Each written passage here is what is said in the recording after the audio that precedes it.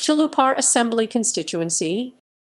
Chillupar is a constituency of the Uttar Pradesh Legislative Assembly covering the city of Chillupar in the Gorakhpur district of Uttar Pradesh, India.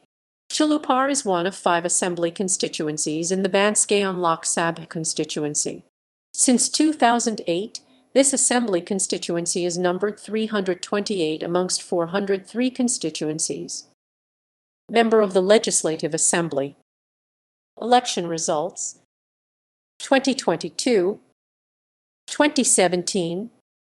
Bahujan Samaj Party candidate Vinay Shankar Tiwari, who won in last assembly election of 2017, Uttar Pradesh legislative elections by defeating Bharatiya Janata Party candidate Rajesh Tripathi by a margin of 3,359 votes.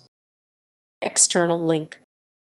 Results of Uttar Pradesh Assembly elections. SI.gov. In. Election Commission of India.